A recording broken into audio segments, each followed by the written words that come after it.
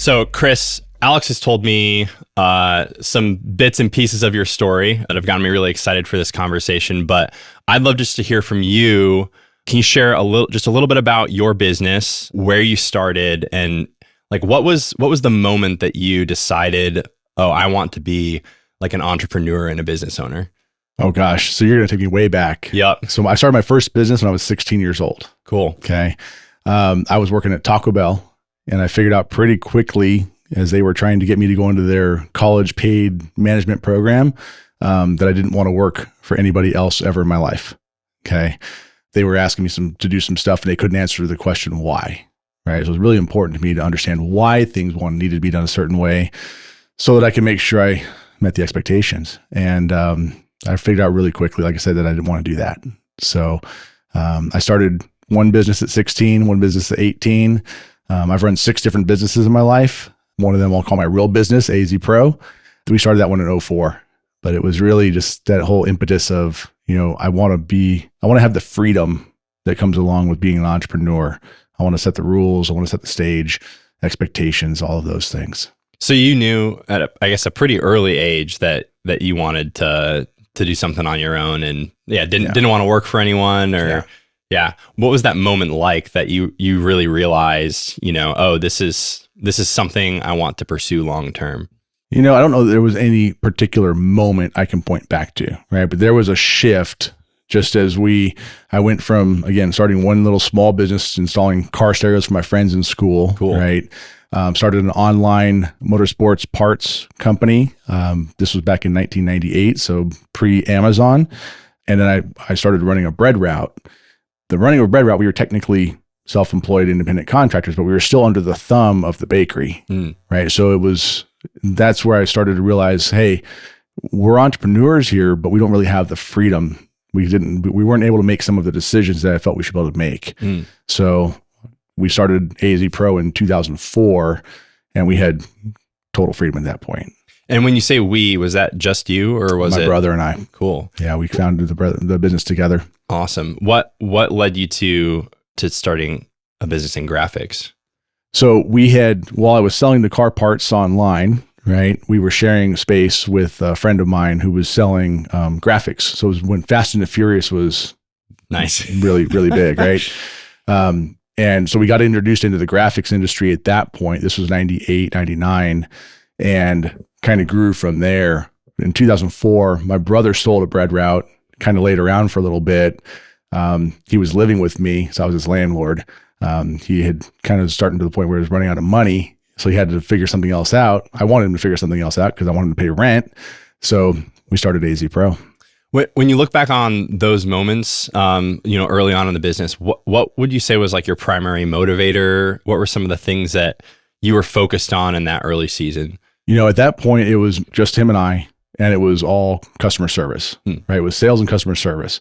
If you take there's a great book by Mike McAllowicz, I'm probably mispronouncing his name, called Fix This Next, but it's sales, revenue, profitability are the base of the pyramid, and you have to make sure those things are in place first. So that's where I kind of came into the business. Technically, my brother started the business. I was his first employee, and he'll tell you that every chance he gets. But I came on from a sales standpoint and started driving. I was literally going door to door, trying to sell signs and graphics to people. So that was number one. We were selling things. We were figuring out how to make the signs and make the graphics. We were really just entrenched in the day-to-day operations of the organization. If you could say one thing that was the difference between your success and your failure in that season, what do you think it was? I think it came down to just not quitting, right? That perseverance, the ability to see those hurdles in front of you, figure them out, and not let them slow you down or stop you, right? And I think that's one of the biggest differentiators between entrepreneurs who will ultimately cross that threshold and continue to grow their business. It's the first one is the grit, that perseverance to just stick with it. At some point the humble side will come into it, which I'm sure we'll talk about that. But it really, as you start to scale those two things, having the grit and the humility are really, really important. Yeah. I feel like you hear a lot of conversation around business owners, entrepreneurs, and that grit and that grind and that willingness to be scrappy is really, it is a key characteristic, right? That makes people successful. At what point does that become more harmful than helpful when you're growing a business and you're trying to scale properly and build a team and things like that? Well, like I mentioned, the humility side, right? At some point, you have to realize you can't do it all. And if you want to scale your business beyond what your capacity is, you have to be humble enough to delegate properly. And part of that is just one, recognizing the fact that you want to grow, because not everybody does, right? And there's nothing wrong with that. There are plenty of like one-man plumbers out there that are making 100, 150 grand a year, right? They're grinding, they're working their butts off, but it's an honest living. They're doing well, right? There's nothing wrong with that. But at some point, if you want to grow beyond your own capacity, how many, toilets can you install in a day? How many, feet of pipe can you lay in a day? If you want to go beyond that physical time constraint, you have to be able to scale. And that's where the humility really comes in. And what did that look like practically for you guys in the first few years? We had started in my house, in my front room of my house, probably in a room about this size, right? We moved into our first space was about 1,000 square feet. We made our first hire there. And it was just, okay, duplicate ourselves, right? How do we have somebody just come in and help? And at that point, we all wear all the hats, right? So there's 3 of us now wearing all the hats. Then there was 4 of us, then there was 5 of us, and we all could literally do everything, right? We could talk to a customer, we could sell them, we could design the graphics, we could produce the graphics, install the graphics, collect the money. I mean, it was literally everything done by everybody. Was that more from intentionality, or was that just from the need of where you guys were at? That was completely by accident. It was just the need. Right? Yeah. And I think that's where a lot of entrepreneurs find themselves, is accidentally growing and scaling, right? Versus having a much more intentional plan and executing that plan. Yeah. When did you realize how important that was? Not for a while, right? So we started in 2004. We grew pretty organically for about 10 years. We had about 50 employees at that point. But it was my brother and I at the top 50-50 owners. We had about 50 people that really reported to both of us. And there was that's a lot of people. we had managers in place at that point, but they were not making manager level decisions. Okay. Right? We still owned all the decisions.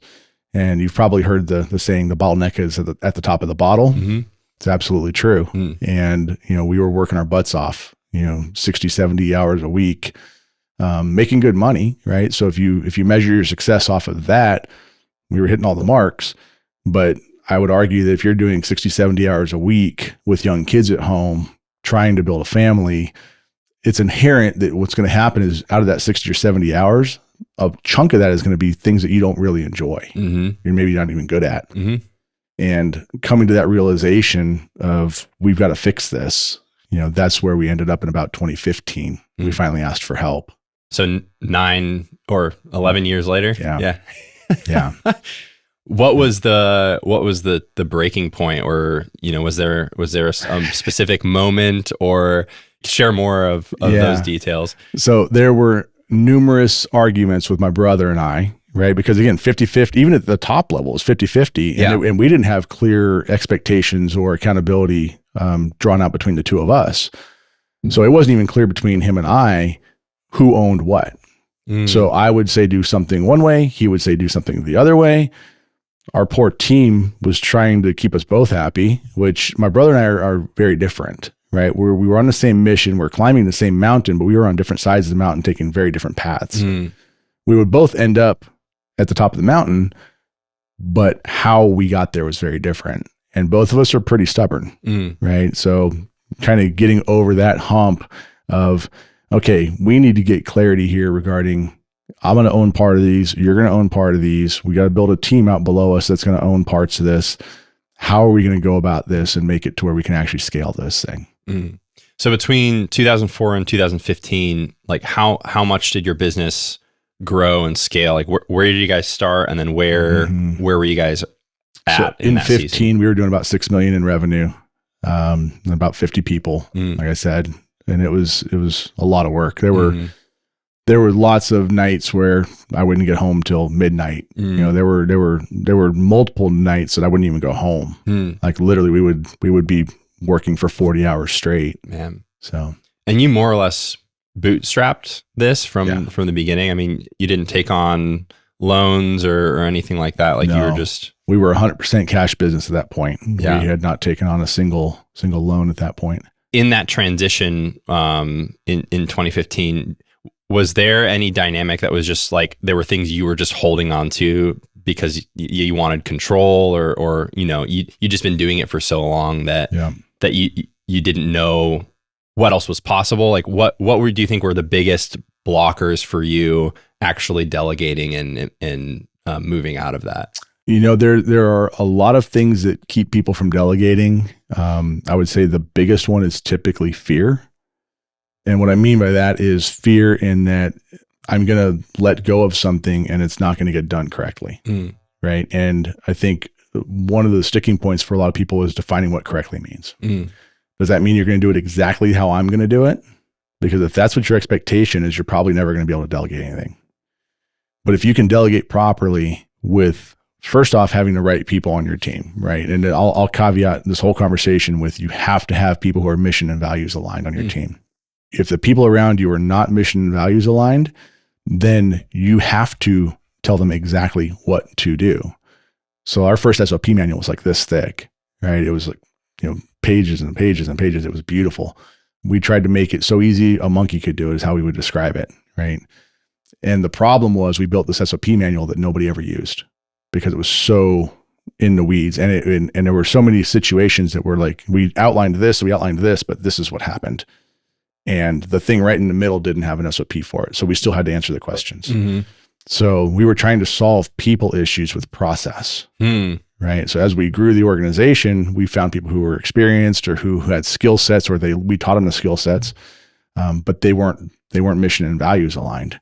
So getting that sorted out was a big unlock for us to be able to, you don't have to have an SOP manual like this. You can have a process manual that's 20 or 30 pages that hits the high points, but you can let your humans actually humanize the in-between decisions, because we had to let go of, they don't have to take the same path up the mountain as me, as long as they know where the top of the mountain's at, and they know how we treat our clients. They know how to treat our team. They know what's important to us as an organization, and they don't violate those principles. What they do along the way is up to them. What did it look like to make that turn towards alignment and core values and really ensure the team was all on the same page? So the first step is documenting the core values, discovering what they are. Right? And at Next Level Growth, we take people through a process of discovering their core values, because we believe they're already there. We just actually have to figure out what they are. Right. So we take them through an exercise to unearth those core values, document them, document the key behaviors that go along with them, because it's not just a buzzword in the core value. It's how does that translate to the behavior that we want you to exhibit on a daily basis? Get that clear with the team, right?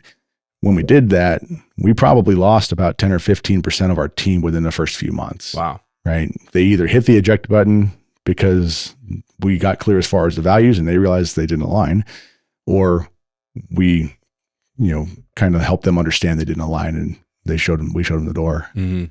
What was that like for you as a leader to see, 15% of your staff churn?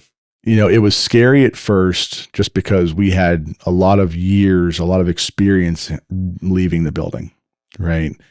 The interesting thing that happened, though, was the people around who are core values aligned just took up all the slack.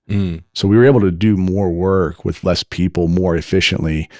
And I would even argue have more fun doing it, right? And that's the most important part, right? I'm a big believer in, you should love what you do and who you do it with. I think that's especially true if you own the company. And I talk to so many entrepreneurs that they're walking around on eggshells in their organization. And it's sad, right? If you're the one who literally controls all the levers, you should be able to create the business you want. Yeah. And it should serve you. When did that become clear to you? This was 2016. Okay. So right around that time. Yeah. So what was the big shift? And then I guess what decisions were you guys making moving forward to help you take steps in the right direction? So we basically, after one of those arguments I mentioned earlier with my brother, we decided, look, we either need to fix this thing sell it for probably $0 because even though it's profitable, if you cut the head off the monster and the monster dies, has no value to anybody, or I was going to kill my brother, right? I jokingly tell that story a lot, but I'm the bigger, smarter, there you go. older, better looking brother. But luckily for him, we were able to fix the business, right? And we engaged Michael Erath, who's the founder of Next Level Growth, to come in as a facilitator and help us put the structure and framework in place and really drive accountability at the top, right? That was one of the key differentiators that he did, was he held my brother and I accountable to what we said we were going to do. And did you have buy-in with your brother on that, like right away, or was that something you had to, kind of convince each other of at the beginning? He was on board with it pretty quickly. Cool. Right. He was. We had the initial discovery call with Michael and the initial meeting, and he and our leadership team at that point, which really at that point it was the people who we defined as leaders, but they weren't making decisions at that point really. But everybody was on board with it because they were all experiencing the same pain and frustration that we were. Yeah. How did you decide, who you were going to appoint into leadership? Walk me through your thought process on like, what are you looking for in a person, in a leader, in an employee, when creating that organizational structure? Yeah. So the first leadership team, it was more by accident than it was intentional, right? We had our finance director, April. Awesome. She came to us as a receptionist, like in 2012 or so. So she was like 4 or 5 years in at that point, but she's just awesome. She just gimme, right? Takes on everything that she can, and it's going to get done right because she takes really good pride in her ownership of her tasks. The other guy was my best friend, who at the time was our sales director.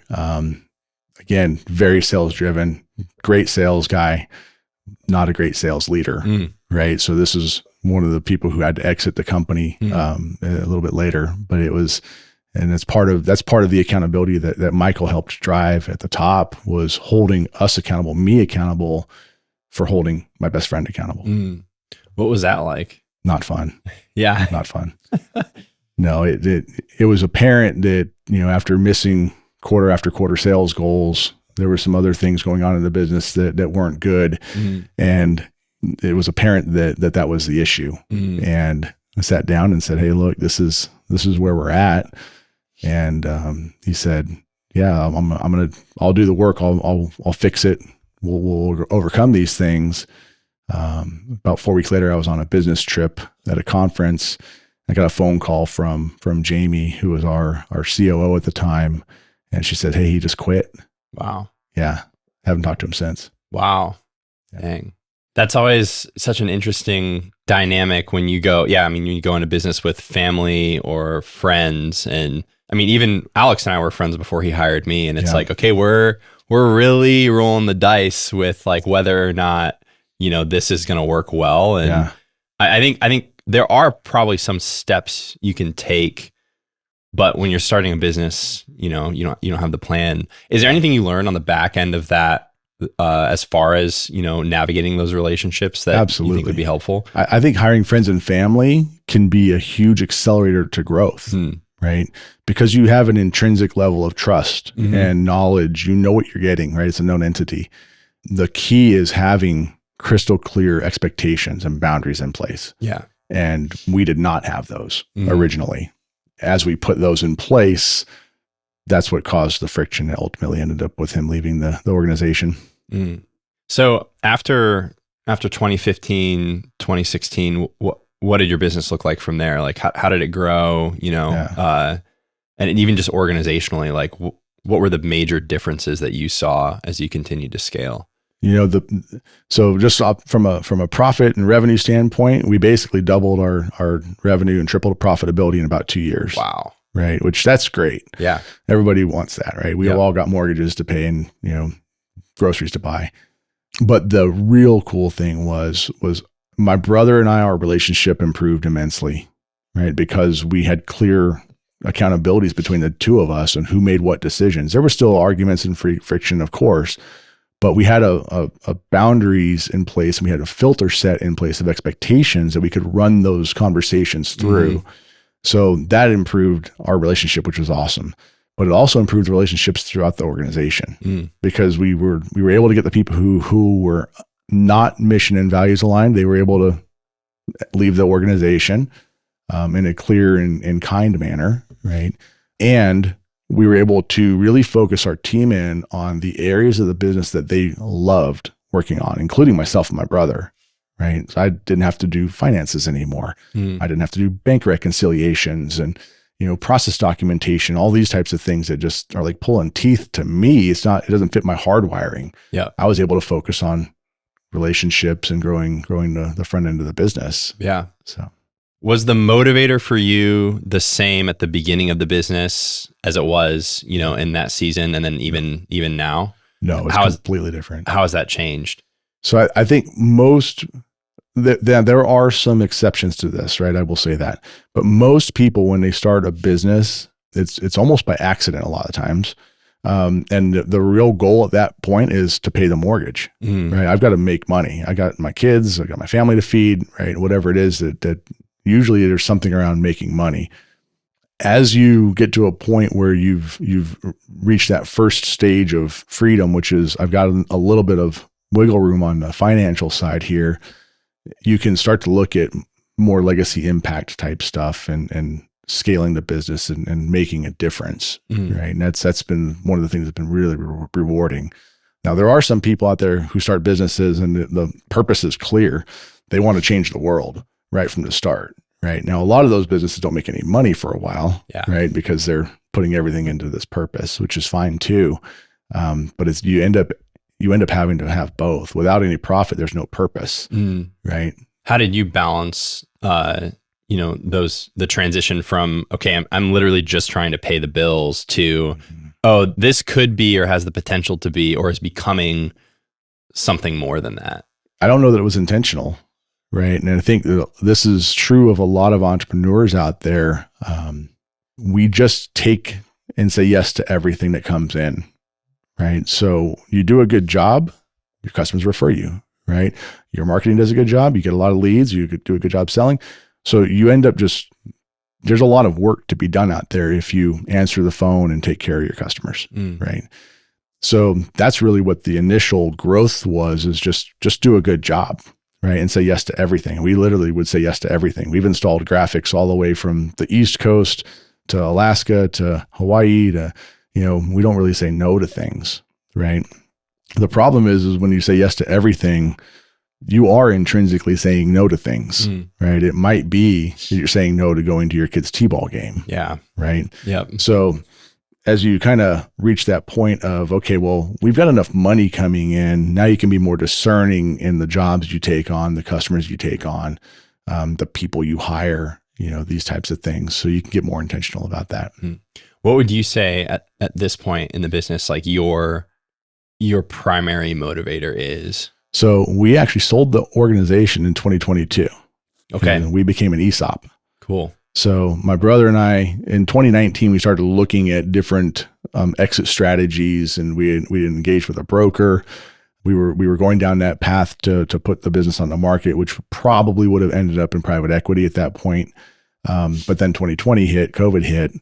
So that kind of threw that whole plan out the window. So we kind of regrouped and said, okay, what are we going to do here? We had a really good conversation between Jason and I regarding, well, we don't really want to go the private equity route.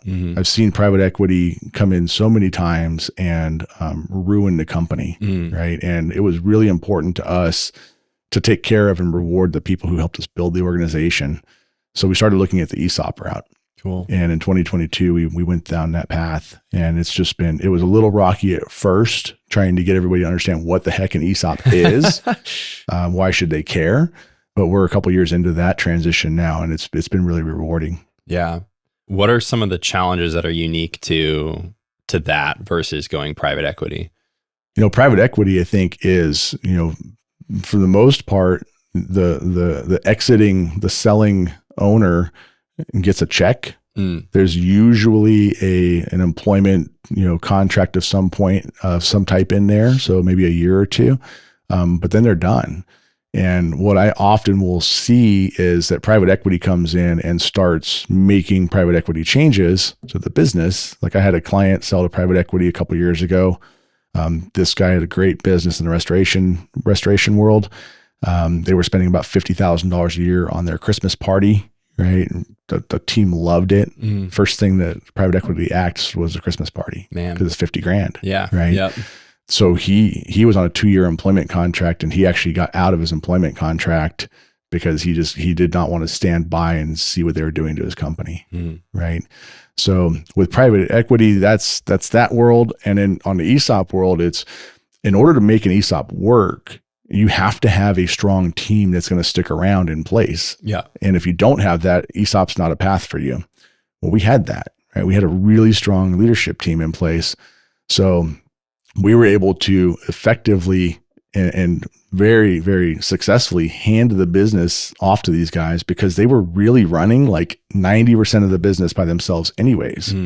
My brother and I, at that point, pre-transition, we were involved, but we weren't making these decisions. We were asking them what they thought. Yeah. Right. So when we made that transition, it was really just a more formality of, okay, you guys own this place now. You don't have to, me and my brother aren't splitting the profit anymore. Now the profit goes to you guys.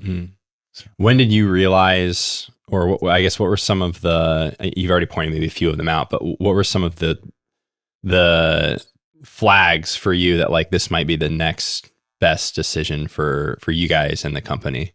So I think one of the things that happens a lot of the times is the leader sticks around longer than they should, right? When you've got a situation going on where the leader is either the business has outgrown the leader, and they are, John Maxwell, the lid principle, right? They are the lid of the organization. They're holding the organization back. That can be an indicator where when the leader's heart's not in it anymore, right? The passion is gone, because passion is one of the biggest drivers for success as an entrepreneur. And when that passion starts to fizzle or shifts to a different thing, it's time to step aside. And that's kind of where I was, right? I started business coaching in 2019, and I'm having so much fun doing that. That was drawing my attention and my energy away, and I was holding the business back. Yeah. So I had to step aside because of that. So you've walked a business at this point through, the model we use at Path for Growth, and we talk a lot about, and I don't think it's particularly unique to us, but founder, operator, CEO, and then owner. Yep. And then oftentimes many owners have then an exit strategy. As someone who's walked through all of those stages, if there's one thing that you wish more business owners knew or understood at a deep level, like what would it be? I think that if they could understand what the potential for the business is, right? And that if you reach that realization point of it's not just about making money, it's about the people, right? It's about how much impact can I have with my team? How much impact can we have out in the world? And understand that sooner, I think it helps us let go of things. It helps us empower our teams. It helps free us up. We will be unchained from some of that head trash and the other things that hold us back as leaders. So I think just getting that figured out sooner would be very impactful for most leaders. Do you think you could have figured that out sooner, or was it just kind of like the right timing for where you guys were at as a business? We probably could have figured it out a little sooner if we had the right resources. But I think going through transitions like that, it's not easy. Yeah. Right. It's difficult. Yeah. It's usually not complex. It's pretty simple, right? The stuff that you guys teach at Path for Growth, the stuff I teach at Next Level Growth, it's not rocket science, right? It's about the disciplined execution over time, right? But really what it comes down to is having realized that I want something different, and that's going to be painful to make those changes, but choosing that pain versus the pain of staying where we're at. Right. And you've got to build up enough pain currently to motivate you to actually move. Yeah. So, well, Chris, this was great. I guess just in closing, is there anything else that you'd like to share with everyone before we close out? Going back to the clarity on purpose, right? I think if leaders can just understand that that they are clear as far as what they want to accomplish with their life, right, in their business, because they are one, right?